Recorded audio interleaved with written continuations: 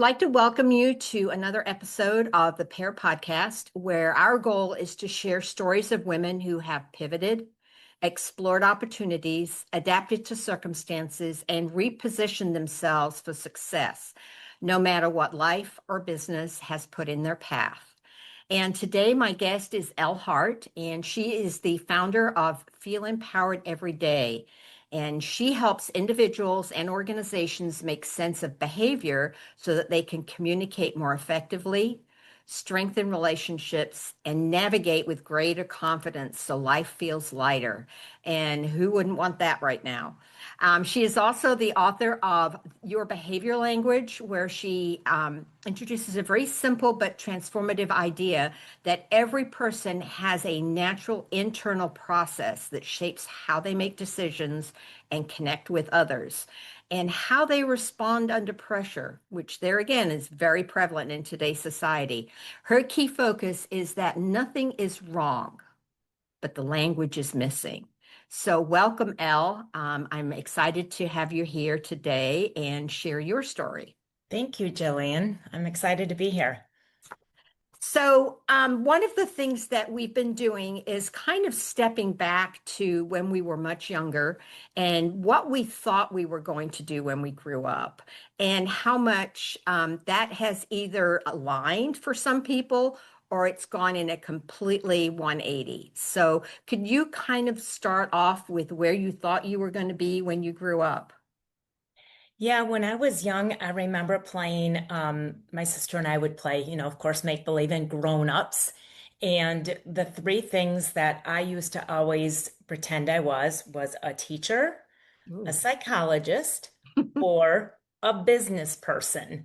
And my mom worked at an office, so she'd bring home these forms. So you'd fill out the forms and, the whole thing.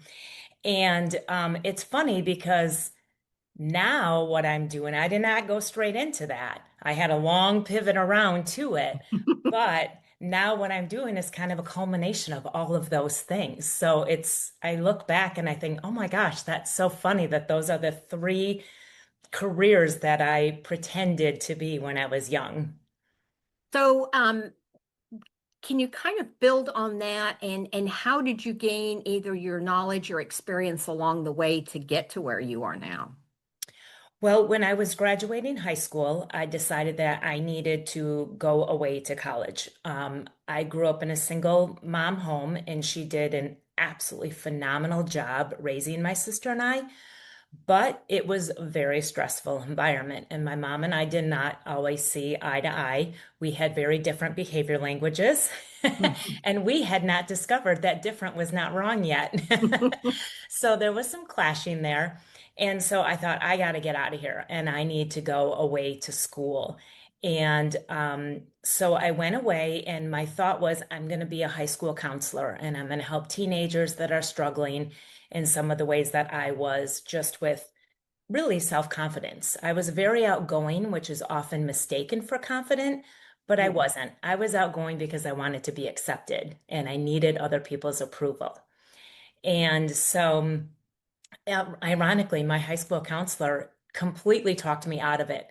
So when I went away to school and I started taking the classes that were challenging, his voice popped up in my head, and I'm like, okay, there's my out. This is challenging. And so I'm not going to push through this because he said I shouldn't do this anyway. Ooh. And the summer between my freshman and sophomore year, I answered, this is back in the day, I'm dating myself, but I answered a newspaper ad, and I moved from Michigan out to New Jersey, and I lived with a family I had never met, and I was their nanny for the summer. And I had a 20-month little girl, and I absolutely loved it. And I grew up babysitting, so I always knew the one thing, the only thing I ever wanted to be in life was a mom. Mm. But, you're supposed to go to school and you're supposed to find a career and figure out what else it is that you want to do. And so that kind of shifted me away from the whole education thing, because after being with her all day, every day, I thought, I don't have the patience to go to school and be in a classroom full of kids all day and then come home and be a good mom to my own children. I know my capabilities and my limitations. So I switched my major 5 times Oh, wow. Yeah. and ended up taking a break because I met somebody my freshman year. We ended up married, and I had my first child while I was in college. And so I took a little break. I was mom. I worked at a daycare center. And then we decided it was time for me to go back and finish. And I finished in communication. Hmm. And now my degree, I never used it because I ended up being a stay-at-home mom for 25 years, raising 3 boys, which was amazing. But now my degree is finally, all these years later, coming back into play again, along with the teacher hat, the psychology passion, and running my own business. So, Yeah. Yeah.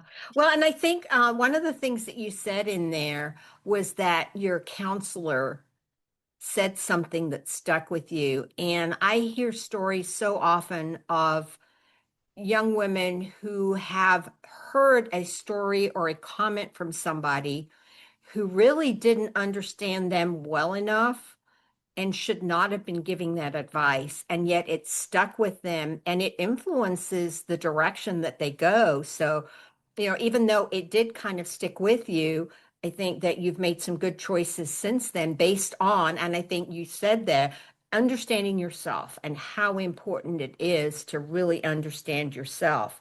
Um, and I really like the other comment that you didn't know that different isn't wrong. And I yeah, think sometimes that communication is that if somebody isn't either saying the same thing or agreeing with you, the first assumption that we jump to is that, well, they're wrong and we're right. So I'm exactly. sure Or your it can be work, switched. We're yeah, wrong and they're right. And what's yeah, wrong with me? So, yes, yeah. yeah. So that self-doubt comes in. Yeah, hmm absolutely. Yeah. Yeah, it is human nature for us to just automatically want, need, and expect other people to do things the same way that we would. Yeah, yeah. No, absolutely. So you're now a mom. You've got 3 boys that you're raising. Life was heading in maybe a different direction than you anticipated. So what was one of the pivots that happened to you in that about that time? Well, literally the day of my 25th wedding anniversary is when my ex and I decided to end the marriage, Oh, wow. which happened to be the same exact year that I was empty nesting. Oh, So I had a lot of pivots all at once. Up until the pivot point, I would say life was kind of a roller coaster. There were a lot of ups and downs. It was kind of a Dr. Jekyll, Mr. Hyde situation where sometimes things were amazing, sometimes things were terrible. And mhm. I kind of woke up never knowing from day to day what it was going to look like. So it went from the ups and downs to the huge turns and pivots all at one time. Um, so yeah, that, and then on top of that, I made the decision to sell the house I raised my kids in, sell most of my belongings, pack up what was left, and I bought a one-way ticket because I knew if I drove, I would overthink, and at some point change my mind and turn around and go back. So I flew and I moved from the Chicago area, which is where we raised the kids, to San Diego, to a place I didn't know anybody. My younger son was there in college, but he was, if you know San Diego County, he was Yep, way at the southern end. I was way at the northern end, yep. and I was not interfering in his life. So essentially, I moved there without knowing anyone, and I lived by myself for the first time in my life. I got a full-time job outside of the home for the first time in my life. I felt like I was like 23 when I was 48, doing all the things for the first time Yep. while healing, while trying to figure out who the heck am I without all of these roles, because we often define ourselves by the roles that we play and the hats that we wear. So that was all a lot of pivoting, all within like a year and a half time period. Well, and I think you're not only are dealing with change in your life, but I think you were also dealing with a lot of grief because Yeah, you oh were yeah. ending so many things. Your kids were leaving, your long-term relationship was there, hmm and moving that far. I think that the culture of Chicago is very different than the culture in San Diego area. And so you've got so much change and so much grief. What kinds of tools did you have in your toolbox at the time to deal with those, or did you have to learn some new ones? I learned some before I had moved when I was going through the process of the divorce. It was quite long. It was quite volatile. There was 5 days of trial. It was a thing. So while I was going through that, I did make a rule for myself, no 2 bad days in a row. If Oh, something hit me and hit me hard, I gave myself all the grace in the world to feel the feels, to let myself go down, cry, not get out of bed, whatever it was.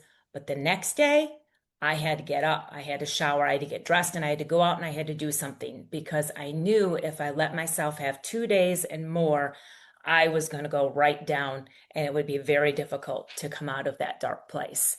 So wow. that was one tool that I set for myself. And then when the move came, I moved with two mantras in mind. One was no expectations.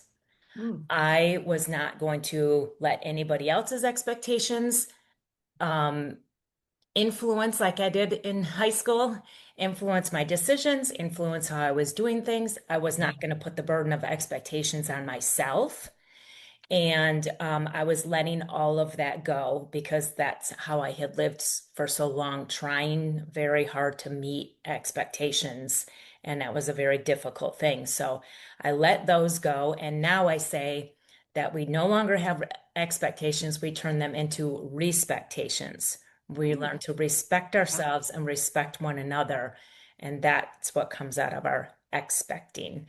And then the second mantra I had was, to live in the present moment. I needed to leave the past behind and not pull all of that with me. And I needed to not worry about what my future was going to look like because I had no clue. I was there in the moment. I was there to heal. I was there to figure myself out. I took every personality assessment out there to try to make some sense of me. And I fell into falling in love with the Clifton Strengths because of a coach that I had contact with who explained them in a completely different way. And Mm. that is for me when the light bulb went off. And I'm like, okay, I am finally starting to really understand myself now. And that was a huge impact for me. Wow, that is, yeah. So that sounds to me like that was the seed for your feel empowered every day because you started with yourself and this is how I'm going to build myself up. And now you have created a business around that to be able to do that. So when did you first decide that you were going to step out and start this business on your own? Well, that was a quite a process of one thing to another. So when people are worried about trying to figure out their passion or their purpose in life, the way that it happened for me was to just do one thing, even though you know that isn't going to be it, because that will help you figure out which direction do I stay with it? Do I turn a little bit away? Do I go completely away from it? So I just kept having myself have experiences. And what that entailed was I got a job at a middle school and I was basically a glorified lunch lady. I was a noontime supervisor. And part of that was to deal with the kids that got kicked out of class. And this Mm. was kind of a rough school. So there were drugs, there were gangs, there were things going on with these middle schoolers. And I realized that I had a knack for how to connect with them and how to talk to them because I didn't do it the same way that they were used to from the admin, from the teachers. I came from it more like a mom in a connecting way and shared perspective with them and helped them see things from a different point of view without coming down on them and chastising them and making them feel less than. So I just found such a challenge and such a love in connecting with these kids.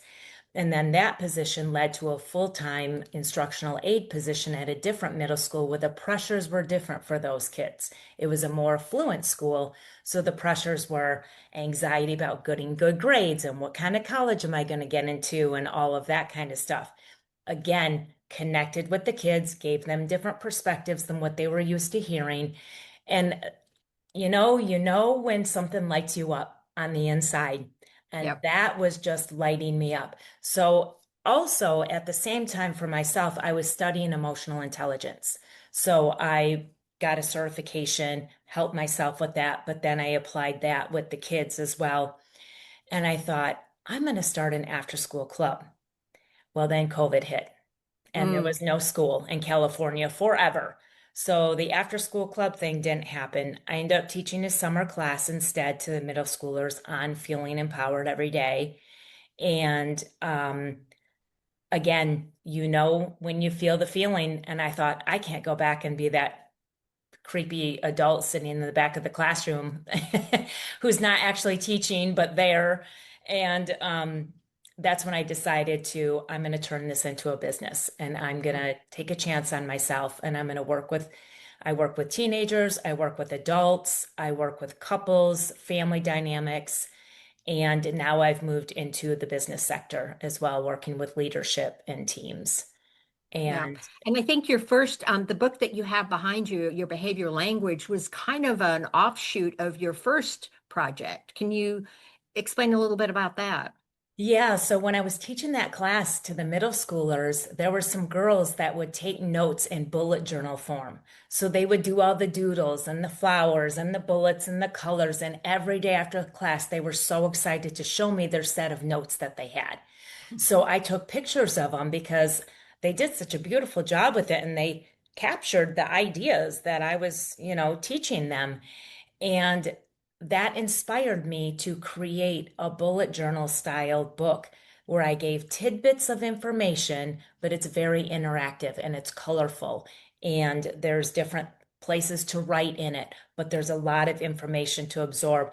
Funny thing is, I had some clients that were probably like in their 60s, three men that I was helping with forming a business. And they asked me, they're like, you need to write a book. And I'm like, well, I've got this bullet journal. And I handed it to them. They started laughing at me and they're like, where's the box of crayons that comes with this? Well, the next morning at 5 o'clock in the morning, I got a text from one of them that's like, oh my gosh, the information in this book is gold. This needs to get out in the world with everyone. And so, of course, I had to like write back, I'm glad you're enjoying your coloring time.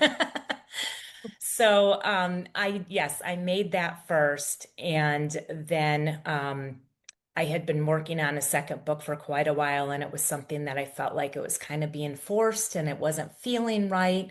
So I let it go for a bit. And then I found a document I had created a while ago, and I'm like, this is my book. And I've edited a few times, so it's a little bit different than the original document. But at some point in my work, I realized that if you take the Clifton strengths, there's 34 traits every single one of us use, but we all use different. Yeah. That if you apply those and you think about them like your love languages, it's like each of us having our own behavior language because no two people have the same results in the entire world. So, this is my behavior language. That's your behavior language. This is a way now that we can start to understand and practice each other's languages while building up and understanding our own more. And that's how the book came about. Yeah. Yeah. And I think that it's kind of cool that one of the programs that I was working in a long time ago, there was a gentleman from Australia that created a book on learning. And his was very much like your original book. It was all this coloring and doodling and taking notes. And that's not how I learn. And it was a little, off-putting for me, but Hmm. it did help me with one of my kids because, he's not, let's take a pen and let's do linear writing and that's how we take notes. It was very much, I gave him a box of colored markers and not lined paper, but blank paper. And, so we all learn differently. We express ourselves differently. And like you're saying, it's not wrong. It's just Yep, different. And knowing exactly. how to take that and work together, I think is just so important. So, I think we stepped off. You were in California, which you're no longer there, I know. So how Yep. did you get to where you are today? So, when I moved to California, like I said, I had this lightness about myself. I was figuring myself out. I was in the one of the best places that I have been in terms of just feeling good about myself in life. And that opened me up to meeting somebody that I was not expecting to do at all. Again, no expectations, right? I thought I'm coming out here to be solo sister. I am Miss Independent. And of course, that's when, you least expect it is when it happens. So I met somebody and we have a beautiful relationship. And it turned out that with everything that was going on in California at the time with COVID and such, his job would be better suited to be in another state. So he was searching for another job, and our relationship was at the place where I was like, you and I are what matters more than geographically where I'm living. So we ended up in Ohio, small town Ohio. So, And then from there, and I think this is kind of where you and I met, is that you started what you thought originally was going to be a co-working space, and you bought a building and you did some awesome things with it, and you tried a few things, and it's taken a while for it to finally root into what it really is. And yeah, and which I was think another it's pivot. I know. And as a small business owner, I think that the importance of pivoting, changing direction, exploring your opportunities is important because, I think you told me a while ago, you even tried to sell the building at one Yep, time and I it just did. didn't happen. So, can you give us a little bit of a history of the space that you're in right now? Yeah, so I have the adaptability strength high. So I am very much go with the flow, very flexible, can handle change, and often need to create change even so that I don't get bored with stuff. So pivoting is kind of my specialty. But when I was in California and I decided to do this business on my own, I did not want to be at home by myself all the time. I knew I needed to be around people, so I joined a co-working space there. And then, as you mentioned, we moved. I came here, and again, I'm back home by myself again. And so I thought I need a way to figure out how to connect with this community and bring something maybe a little bit different. And I met you and through ACA, and then seeing Quincy Works and seeing, oh my gosh, this co-working space is, doing phenomenal and such an inspiration. So I found a building, and it's a little bit different than what most people think of when they think of a co-working space, though. It is a 1910 old farmhouse that was Mm. converted into offices in the 80s. So there's no kitchen in the main floor. There's no like bathtub. It's not like that, but the outside of it very much looks like an old manor. So each of the rooms I had designated for a different type of working, and I was all excited and got it all put together. I bought and literally built all the furniture in here and the whole deal, and I launched it. And I'm like, okay, everybody come bust the doors down. And I didn't realize I had never lived in a small town before. I didn't realize that there is a whole thing if you're not from there and if they don't really know you and if you're bringing a new concept. And there was a lot of hesitation around it. And I just couldn't quite figure out how to break through that. So, as you mentioned, I was like, okay, I'm going to cut my losses here. I'm going to sell it and do something, focus on my other business and figure out where that would go from. Well, that didn't sell. And I was being very particular about how the sale was going to go to, which also told me, you're not really quite ready to let go of this yet. So I have actually turned it into a life improvement center. I have four mental health therapists that are renting from me. I have a psychiatric nurse practitioner. I have a massage therapist. And then there is my office here where I run my business out of. But then, in addition to that, I've also formed a collective of about 9 of us that are in the mentorship and health and wellness space that are all solopreneurs. So we come in here and we support one another in our business growth. And then we also host workshops on each of our different specialties. And so this is kind of, if you think about Lowe's for home improvements, your one-stop shop. This is Mm. your one-stop shop for life improvement. That's amazing. And it just is so interesting on how it has developed because, like I said, I've kind of been with you since you bought the building and Hmm. how it's changed and gone through and it had a purpose. It wasn't super clear. And I think for a lot of entrepreneurs, sometimes they get to that fear factor. This isn't working. I've got to change direct, and they change too far Yep. without giving it enough room to be there. And it does. It takes time, I think, sometimes to go through that. Um, so I'm going to ask you a question about success because I feel like Okay. where you are right now, it feels successful. But how would you define success for you? Oh boy, I love that you asked that because everybody defines success differently, right? I do not define success by any type of number. It does numbers and me do not get along. All of my stress in life has been based around money. So I do not define my success that way.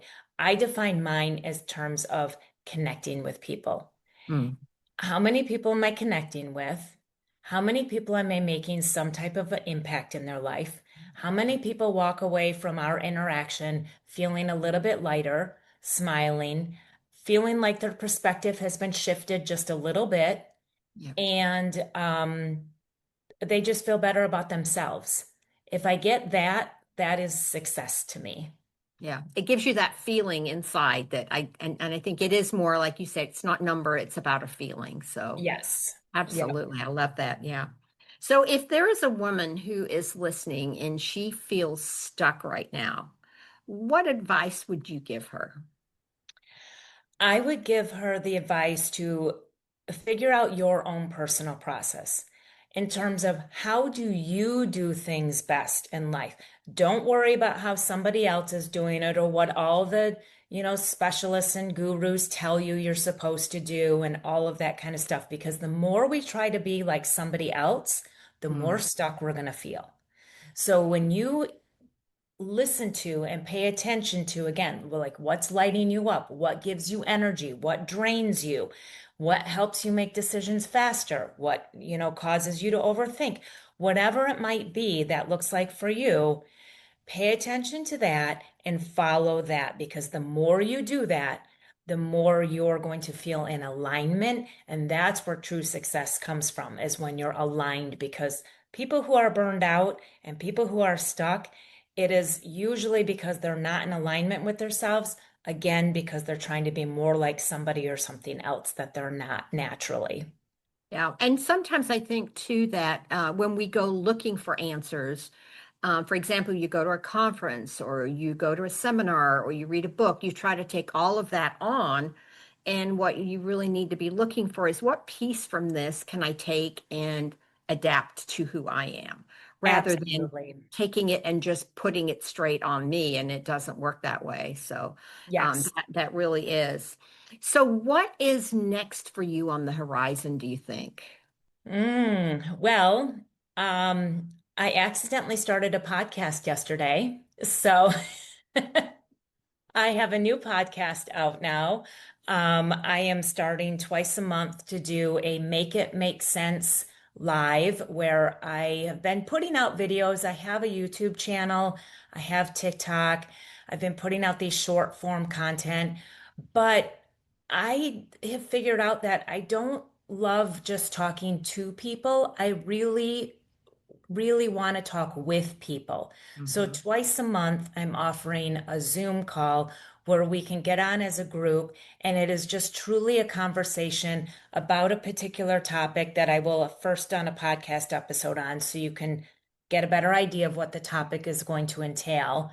Jump onto the Zoom, let's have a conversation about it and learn from each other's perspective. I won't be presenting, I won't be teaching. It is just share and ask questions and learn each other's behavior language because I think that's the best way. If you're trying to learn French, the best way is conversational to listen to people talk about, talk in that language and have them explain to you what it is that they're saying. And that's a lot of times the easiest way for people to pick it up. So, That is just new for me.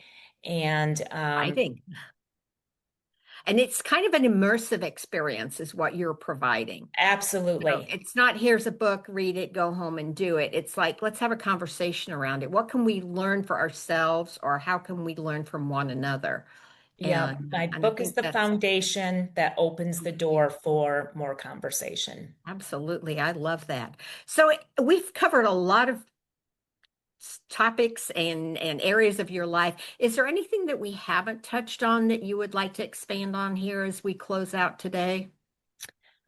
Um, I think that I just want to reiterate again, at least for me, the importance of letting go of those expectations, because everything that you mentioned about the pivots and the changes and the success and all of that, the first thing I kept hearing in my head was because there were no expectations involved.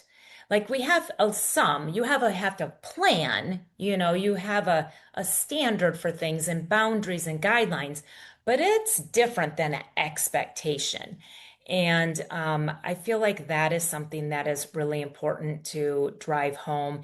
And again, just learning yourself. We never stop learning. Yeah, We can always what I call life. We learn, improve, flourish, evolve. lovely. Don't try to change, don't try to fix, just life. Yeah. Yeah. And I think that's another important piece too, because I think in the past you've either won or you've lost. And I think it's basically all along is what have you learned from this experience? Always. You may have won. What did you learn? You may not have been as successful as you thought, but what did you learn from it? And because, like you say, we're all different, we're going to learn different things. So, And when I look back, there are a million things I wish I would have done differently, but I will not let myself live with regrets. yeah. Instead, those regrets turn into lessons. What Hmm. can I learn from that I can now take forward? Because there's a lot of life yet ahead of us, no matter what age you are, that you can learn forward and take those lessons with you instead of looking back and living in regret. Absolutely. Well, that's amazing. Well, thank you so much for being with me today, Elle. This has been a great conversation, and we are going to put all of Elle's information in the show notes. So if you'd like to connect with her, check out her book or a podcast, or find her on the different social media outlets, please check in the show notes. And thank you once again for being here. Thank you, Jillian. I appreciate it.